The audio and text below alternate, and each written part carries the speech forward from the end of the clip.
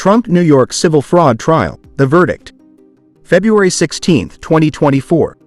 Trump slapped with $454 million penalties in New York civil fraud case.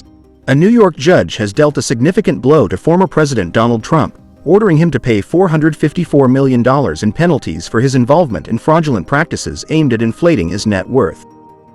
Manhattan Supreme Court Judge Arthur Engoron's ruling includes disgorgement of ill-gotten gains and prejudgment interest, accompanied by a 3-year ban on Trump's corporate activities in New York. Let's dive into the highlights of this verdict. Judicial condemnation.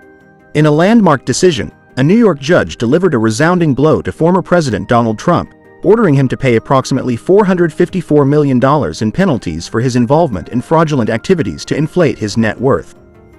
Manhattan Supreme Court Judge Arthur Engoron's ruling, which includes $355 million in disgorgement and over $98 million in prejudgment interest, is a scathing indictment of Trump's deceitful practices. Engoron minced no words in his assessment of Trump's conduct, describing the lack of contrition displayed by Trump and his associates as bordering on pathological.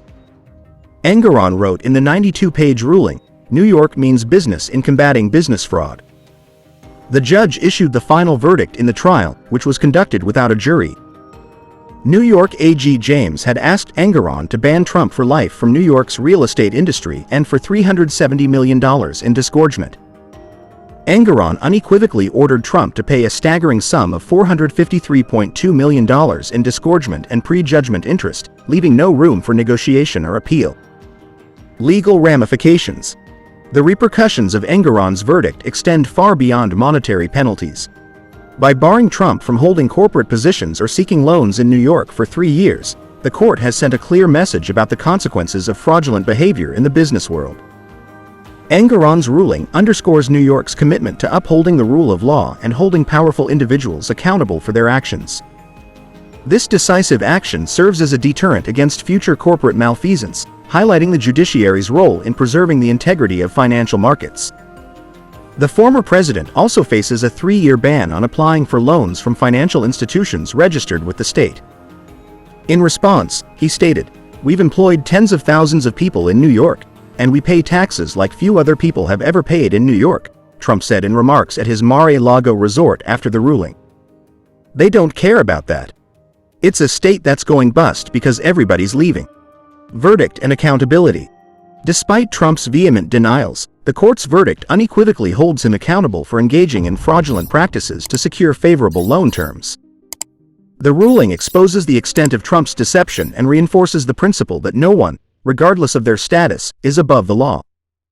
Engoron's scathing critique of Trump's testimony underscores the court's skepticism toward his claims of innocence.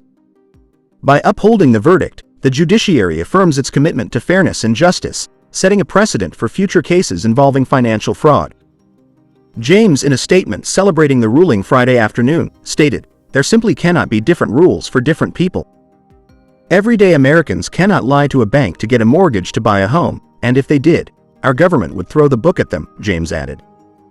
Legal battles and financial consequences. As Trump vows to appeal the decision, the financial and legal consequences of Engoron's ruling loom large. With multiple criminal cases pending against him and mounting financial penalties, Trump's future hangs in the balance. Eric Trump and Donald Trump Jr., who took over the Trump Organization after their father became president in 2017, have been ordered to pay more than $4 million each. In addition, they face a 2-year ban from serving as officers or directors of any New York corporation or legal entity. Meanwhile, the Trump Organization's former chief financial officer, Alan Weisselberg, and the company's controller, Jeffrey McConney, are permanently banned from controlling the finances of a New York business, as per Engoron's ruling. The verdict poses a significant threat to Trump's real estate empire and raises questions about his ability to fund his legal defense. Moreover, the ruling's broader implications for Trump's political aspirations underscore the high stakes involved in his legal battles. Upholding the rule of law. Engoron's ruling reaffirms the judiciary's commitment to upholding the rule of law and ensuring accountability for wrongdoing. By holding Trump accountable for his fraudulent conduct, the court sends a powerful message about the importance of transparency and integrity in corporate dealings. The verdict serves as a reminder that justice will prevail, regardless of one's stature or political affiliations. In upholding the rule of law, the judiciary plays a crucial role in safeguarding the integrity of the legal system and restoring public trust in the pursuit of justice. Thanks for watching. If you like it, comment and hit the like and share buttons. Subscribe for future videos.